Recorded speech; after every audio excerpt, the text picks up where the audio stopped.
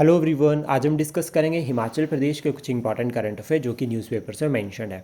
हमारा टारगेट रहेगा कि हम जो न्यूज़ मेंशन्ड है न्यूज़पेपर्स में हम उसको प्रीलिम्स और मेंस दोनों ही पॉइंट ऑफ व्यू से डिस्कस करेंगे। जो ये वीडियो रहेगी या जो हमने सीरीज शुरू करी है related to current affairs, specially ये हिमाचल प्रदेश के लिए रहेगी। नेशनल और इंटरनेशनल जो न्यूज़ है वो अलग से आप जो है वो डेली फैक्ट पर चेक कर सकते हैं। हमने हिमाचल प्रदेश के जितने भी एग्ज़ाम्स हैं उनके लिए अलग जो है वो एक यूट्यूब चैनल बनाया है। तो यहाँ पर आपको हिमाचल से रिलेटेड जितने भी इंपॉर्टेंट सब्जेक्ट है प्लस साथ में HPGK है वो आपको इस चैनल पर मिलेगी। अगर आप हमारे साथ नए जुड़े हो तो आप हमारे इनिशिएटिव को सब्सक्राइब कर सकते हैं और साथ में शेयर भी कर सकते हैं। तो चलिए डिस्कस करते हैं। सबसे पहले हम बात करेंगे 4 लेन प्रोजेक्ट को लेकर। हिमाचल प्रदेश में अगर हम बात करें तो टूरिज़्म जो है वो लगातार जो है वो बढ़ता जा रहा है। तो इस बढ़ते टूरिज़्म को लेकर ट्रैफिक का जो चैलेंज है उसको एड्रेस करने के लिए 4 लेन जो प्रोजेक्ट है ना वो अगर हम बात करें हिमाचल प्रदेश में ज़ोरों शोरों पर चल रहा है। बट लेकिन कहीं ना कहीं यहाँ पर ये कहा जा रहा है इस न्यूज़ में कि 4 लेन की वजह से भी जो है वो काफ़ी नुकसान हुआ है हिमाचल प्रदेश को। कैसे? क्योंकि जो पहाड़ है उनको 90 डिग्री पर कट कर दिया गया, पहला पॉइंट ये। सेकंड पॉइंट उसके बाद यहाँ पर कहा गया है कि जो टेक्निक प्लेन्स एरिया में फॉलो की जाती है रोड कंस्ट्रक्शन के लिए वही टेक्निक हिमाचल प्रदेश में फॉलो की जा रही है। तो इसका इम्पैक्ट क्या पड़ता है? इसका इम्पैक्ट पड़ता है आपको 4 लेन प्रोजेक्ट पर जगह जगह पर जो है वो लैंडस्लाइड्स देखने को मिलेंगे। बड़ी बड़ी जो रॉक्स है, ठीक है, वो जो है वो डायरेक्ट जो है वो रोड पर पहुंच जा रही है। तो एक चैलेंज है, इस पर जो है वो हमें काम करना चाहिए।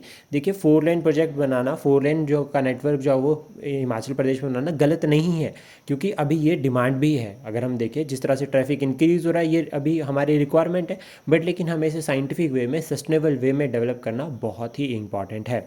तो इसलिए ये न्यूज़ को हम जो है वो मेंस में एज एन एग्जांपल भी लिख सकते हैं, प्लस यहाँ पर हमारे पास एक वे फॉरवर्ड भी रहेगा। फिर उसके बाद नेक्स्ट जो न्यूज़ है वो लिंक करती है जापान के साथ। जापान क्यों हमारे लिए इंपॉर्टेंट है? क्योंकि जापान हिमाचल प्रदेश में बहुत ज़्यादा इन्वेस्टमेंट कर रहा है। पहला पॉइंट तो ये हो गया। सेकंड उसके बाद इशिबा जो कि जापान के पहले प्राइम मिनिस्टर थे उन्होंने रिज़ाइन कर दिया। रिज़ाइन उन्होंने क्यों किया? चुनाव यानी कि जो इलेक्शन हुए थे उसमें उनकी हार हुई तो उसके बाद उन्होंने रिज़ाइन किया। एक्सपेक्टेड ये है कि जापान में जो नेक्स्ट प्राइम मिनिस्टर बने वो जो है वो महिला हो सकती है। फिर उसके बाद नेक्स्ट है, अभी जैसे हमारी गवर्नमेंट ने कहा, अब हमें अप्रॉक्सीमेटली पता चला है कि हमारा जो वो 4,000 करोड़ का जो वो नुकसान हुआ है। तो सरकार ने यहाँ पर क्या कहा? सरकार ने कहा कि अब हम क्या करेंगे, आपदा को लेकर एक रिपोर्ट प्रिपेयर करेंगे, प्रॉपर पूरा एनालिसिस करेंगे। तो उसमें स्पेशलिस्ट होंगे। स्पेशलिस्ट कहाँ कहाँ से होंगे? पर्यावरण विशेषज्ञ होंगे, ठीक है, तकनीकी अधिकारी होंगे, यहाँ पर इंजीनियर्स होंगे, वन अधिकारी होंगे, चिकित्सक होंगे, सामाजिक वैज्ञानिक होंगे। ये सभी जो है मतलब इंपॉर्टेंट जो स्पेशलिस्ट है इन सभी की एक कमेटी बनाई जाएगी।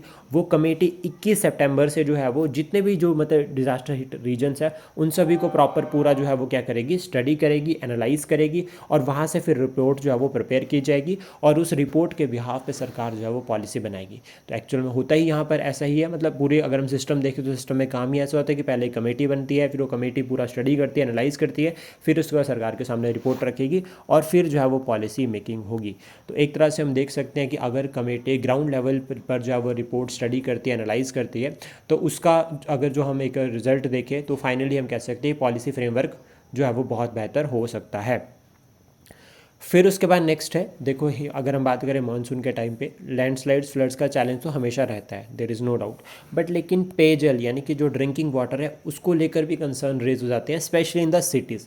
तो अगर हिमाचल प्रदेश में देखें तो स्मॉल सिटीज़, मेगा सिटीज़ अभी बन रही है, चाहे म्यूनसिपल काउंसिल हो या कॉरपोरेशन हो, सभी जगह पर। तो यहाँ पर वाटर को लेकर, स्पेशली ड्रिंकिंग वाटर को लेकर क्राइसिस जो है वो मानसून के टाइम पे बन जाते हैं। क्यों? क्योंकि यहाँ पर सिंपल रहता है कि जो जहाँ से भी पानी आ रहा है वहाँ पर गाद का इशू जो है वो बहुत इंपॉर्टेंट मतलब कंसर्न रहता है, जिसकी वजह से पानी साफ़ नहीं होता तो वाटर बॉर्न डिजीज़ भी स्प्रेड होती है, प्लस साथ में पानी जो ड्रिंकिंग वाटर है उसमें भी जो है वो कमी आ जाती है। फिर उसके बाद जो न्यूज़ है वो लिंक करती है एक तरह से कि जैसे PDS पब्लिक डिस्ट्रीब्यूशन सिस्टम है, हम देखते हैं कि सरकारी डिपो में जो वो हमें राशन जो वो कम रेट में मिलता है, कम उसमें मिलता है, ठीक है, एक तरह से सब्सिडाइज्ड ही है। अब यहाँ पर देखो पहले दालें नहीं थी, उसके बाद रिफाइंड भी जो है वो कम हो गया, तो एक चैलेंज है। तो हम कह रहे हैं कि अगर मान लीजिए आपको PDS सिस्टम पर लिखने के लिए आता है तो हम वहाँ पर बता सकते हैं कि डिपोज़ में जो है वो PDS सिस्टम के अंडर अगर हम देख रहे हैं तो प्रॉपर जो है वो आपको जो सरकार कह रही है कि आपको दालें राशन मिलेगा वो प्रॉपर है ही नहीं, वहाँ पर वो ख़त्म होता जा रहा है। तो ये भी एक चैलेंज जो वो बना हुआ है हमारे पास, तो हम इसको एज एन एग्जांपल लिख सकते हैं। देन उसके बाद लिपा में बनी झील से दहशत में ग्रामीण। अब देखो ये न्यूज़ हमें कैसे हेल्प करेगी। हमने आर्टिफिशियल ग्लेशियल लेक्स के बारे में तो पढ़ा, लेकिन हम देख रहे हैं कि जब कोई लैंडस्लाइड्स होती है या कोई फ्लड आती है, फ्लैश फ्लड या फिर क्लाउड बर्स्ट हो रहा है, तो वो अपने साथ डेब्री यानी कि जो ऊपर से जो एक साथ अगर हम बात करें मिट्टी या पेड़ वो लेकर आते हैं, तो उससे क्या होता है कि प्लेन एरिया में जाकर वो ब्लॉक कर देते हैं। तो सिमिलर कुछ एक ऐसी कंडीशन यहाँ पर भी बनी, सांगला की है ये, किन्नौर की। और इसकी वजह से जो लोकल जो लोग हैं उनको ये डर है कि ये जो आर्टिफिशियल लेक बनी है कहीं ना कहीं अगर ये टूट गई या अगेन बाढ़ आती है तो इससे नुकसान हो सकता है। तो इससे नुकसान एक तो सेब वालों को भी होगा, प्लस आम लोगों को भी जो है वो नुकसान हो सकता है। तो हम इसको लिख सकते हैं कि मानसून के टाइम पे आर्टिफिशियल जो है वो लेक्स भी बन जाती है। उन वो लेक्स जो है वो सिल्ट की हो सकती है, ठीक है, या फिर उसमें अगर हम देखें तो पानी, और अगर और नुकसान होता है तो और बारिश होती है, बाढ़ आती है, तो फिर जो है वो काफ़ी ज़्यादा नुकसान हो सकता है, क्योंकि पानी ऑलरेडी इकट्ठा है, प्लस यहाँ से जो है वो वाटर बॉर्न डिजीज़ भी जो है वो भी जो है वो स्प्रेड हो रही है। तो ये भी आप एक पॉइंट ऐड कर सकते हैं। तो जनरली ये कहाँ पर होता है, जैसे कोई नाला है वो ब्लॉक हो गया तो उसके पास में पानी खड़ जाएगा, पानी रुक जाएगा, तो ये एक चैलेंज बना है। ये आप इस तरह से लिख सकते हैं। और ये जो मेन बड़ी नदियों में तो नहीं होता है, लेकिन उनके जो ट्रिब्यूटरीज होते हैं छोटी छोटी, वहाँ पर ये चैलेंज जो है वो देखने को मिलता है। फिर उसके बाद नेक्स्ट है शिमला की ये न्यूज़ है, और शिमला में कहा जा रहा है कि भारी बारिश की वजह से जो टूरिज़्म है वो बहुत इफेक्ट हुआ है, और तकरीबन जो कारोबारी है बाज़ार के, उन्होंने कहा कि 40 से 50% तक जो है वो जो मतलब एक तरह से ख़रीदारी है वो कम हो गई है। तो ये मानसून का जो है वो एक डायरेक्ट इम्पैक्ट रहता है। तो हम बता सकते हैं कि मानसून जो है वो लोकल कम्युनिटीज़ को इम्पैक्ट करता है कैसे। तो आप यहाँ पर एज एन एग्जांपल लिख सकते हैं कि लोकल जो लोकल ट्रेडर्स हुए, या जो मार्केट में अगर हम बात करें जो लोकल मार्केट है, उनको नुकसान हो रहा है। उनको नुकसान कैसे हो रहा है कि टूरिस्ट नहीं आ रहे हैं। तो ये आप इस तरह से जो है वो लिख सकते हैं। फिर उसके बाद नेक्स्ट है शिमला में अंतर्राष्ट्रीय फिल्म महोत्सव। 8 जो है वो यहाँ पर फिल्में दिखाई गई, गेयटी थिएटर में हुआ था, ये पहला पॉइंट याद रखना। और ये ब्रिटिश टाइप ऑफ आर्किटेक्चर है जो कि हिमाचल प्रदेश इंडिया में प्रेजेंट है अभी, और इसको 1887 में बनाया गया है, मई 1887 में इसको बनाया गया था। और इसका जो आर्किटेक्चर है वो है हेनरी इरविन। तो इनका नाम आपको याद रखना है, क्वेश्चन बन सकता है पेपर में, 1887 और हेनरी इरविन का नाम याद रखना जरूरी रहेगा। फिर उसके बाद नेक्स्ट जो न्यूज़ है वो एक तरह से वॉलेंट्री कंट्रीब्यूशन की फॉर्म में हम इसको लिख सकते हैं कि डॉक्टर्स कैसे कंट्रीब्यूट कर सकते हैं। तो जो राष्ट्रीय आयुर्विज्ञान आयोग है, इन्होंने अभी रिसेंटली कहा कि उत्तर भारत में दिल्ली से लेकर हिमाचल तक जितनी भी बाढ़ आई है ना, जितने भी चैलेंजेस आई है, वहाँ पर जो युवा डॉक्टर है, यानी कि जो पीजी वाले जो डॉक्टर है, वो जो है वो मेडिकल सर्विसेज जो है वो प्रोवाइड करेंगे। तो ये ऑर्डर जो है वो लगातार दिए। तो हम इससे देख रहे हैं कि पीजी डॉक्टर्स यानी कि यंगस्टर्स, तो यंगस्टर्स का कंट्रीब्यूशन रहेगा डिज़ास्टर को एड्रेस करने में। तो ये आप एक जो है वो एज एन एग्जांपल जो है वो लिख सकते हैं। ये भी हमारे पास एक केस स्टडी बन जाती है। फिर उसके बाद नेक्स्ट आता है किन्नौर में, मतलब किन्नौर के सीमावर्ती क्षेत्रों में बनेगी 3 सड़कें। और प्रोजेक्ट अगर हम बात करें कितना रखा है यहाँ पर, 524 करोड़ का ये पूरा प्रोजेक्ट रहेगा। और कितने किलोमीटर का, 68.17, 68 किलोमीटर हम अप्रॉक्सीमेट इसको कह सकते हैं। तो इससे प्रॉफिट किसको होगा, एक तो आर्मी को प्रॉफिट होगा, क्योंकि किन्नौर का जो रीजन है, जास्कर रेंज वाला जो region, that sharing border with China, Tibet के साथ वो बॉर्डर शेयर कर रहा है, तो बॉर्डर रीजन में कनेक्टिविटी बनेगी। सेकंड, उसके बाद जो लोकल लोग हैं वहाँ पर उनको भी सपोर्ट मिलेगी। तो ये प्रोजेक्ट बहुत इंपॉर्टेंट रहेगा, लोकल कनेक्टिविटी रहेगी। और फिर इससे हम देख सकते हैं कि टूरिज्म भी और ज़्यादा प्रमोट हो सकता है। तो लोकल लोगों के पास क्या जाएगा, रोजगार। तो इसको भी हम लिख सकते हैं कि रिमोट एरियाज़ में हिमाचल प्रदेश में किस तरह से काम चल रहा है। तो आप बता सकते हैं कि सरकार वहाँ पर इस तरह से इन्वेस्ट कर रही है, और ये सेंट्रल गवर्नमेंट का भी जो है वो प्रोजेक्ट है। फिर उसके बाद नेक्स्ट जो न्यूज़ है वो है हिमाचल प्रदेश जो है वो फुली लिटरेट स्टेट जो है वो बन गया है। इंटरनेशनल लिटरेसी डे पर जो है वो हमारे जो सीएम है उन्होंने ये डिक्लेयर किया। देन उसके बाद जो न्यूज़ में जो टॉपिक आता है that is Pong dam. Pong dam बहुत इंपॉर्टेंट है, बहुत ज़्यादा न्यूज़ में है। सबसे पहले तो याद रखना ये वेटलैंड भी है, ये रामसर साइट भी है। पोंग डैम को ब्यास डैम भी कहा जाता है, ठीक है, ये याद रखना पहला पॉइंट। ब्यास रिवर के ऊपर बनाया गया है ये, और ये शिवालिक रीजन में एक वेटलैंड भी है, कांगड़ा डिस्ट्रिक्ट में हिमाचल प्रदेश की। तो आपसे क्वेश्चन किस तरह से बन सकते हैं, पोंग डैम जो है वो वेटलैंड है, रामसर साइट है, और ये कांगड़ा डिस्ट्रिक्ट में जो है वो हिमाचल प्रदेश की है। एक तो ये पॉइंट आपको बताना है कि टोटल रामसर साइट्स जो है वो हिमाचल प्रदेश में कितनी है। इसका आंसर जो है आप कमेंट बॉक्स में बता सकते हैं।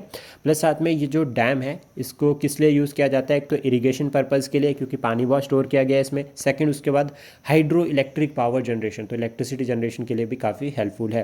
कंस्ट्रक्शन शुरू कब हुई थी, 1961 में, और ख़त्म कब हुई है, 1974 में। एक ये पॉइंट हो गया। एक तरह से आर्टिफिशियल लेक भी बनाई गई थी जब डैम कंस्ट्रक्ट हुआ। तो जो लेक है उसका नाम है महाराणा प्रताप सागर लेक। महाराणा प्रताप सागर डैम भी इसको कहा जाता है, सिंपल इस तरह से आप याद कर सकते हैं।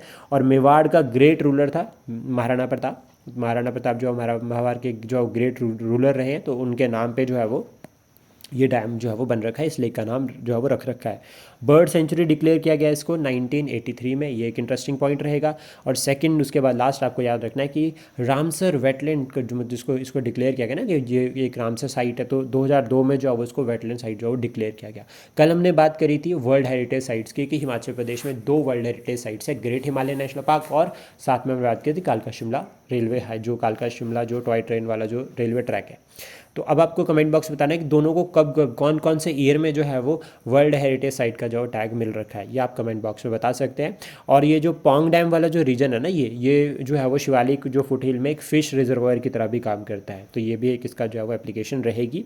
फिर उसके बाद नेक्स्ट और जो लास्ट आज की न्यूज़ रहेगी that is related to the chief justice disaster relief fund 2025। Himachal Pradesh में जिस तरह से डिज़ास्टर चैलेंजेस हमने देखे, तो नॉट ओनली लेजिस्लेचर बट हमारी जुडिशरी है वो भी आगे आई है सपोर्ट के लिए। तो यहाँ पर जो हमारे जो चीफ जस्टिस हैं high court Shimla high court के या हिमाचल प्रदेश हाई कोर्ट के, तो उन्होंने क्या कहा है, मतलब सबसे पहले तो ये समझो कि वो है कौन, जस्टिस गुरमीत सिंह संधावालिया। तो ये जो है वो क्या है, चीफ जस्टिस है हिमाचल प्रदेश हाई कोर्ट के। इन्होंने जो है वो chief justice disaster relief fund जो है वो 2025 बनाया, ताकि जो है वो सपोर्ट की जा सके जो भी वेरियस वल्नरेबल सेक्शन है उनके, जिनको जो है वो इफेक्ट हुआ नुकसान हुआ है, एक तरह से कंट्रीब्यूशन जुडिशरी की तरफ से ये रहेगा।